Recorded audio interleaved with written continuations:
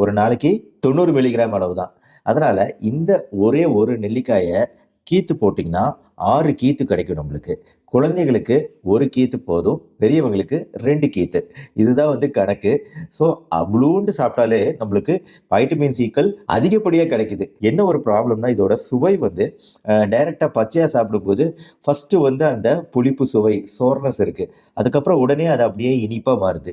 எந்த பழத்துக்காவது இந்த ப்ராப்பர்ட்டி பார்த்திருக்கீங்களா? முதல்ல புளிப்பு, அதுக்கப்புறமா இனிப்பா மாறுறது அப்படிங்கிறது. ஏன் பெரிய நெல்லிக்காய்க்கு மட்டும் இந்த ப்ராப்பர்ட்டி இருக்கு?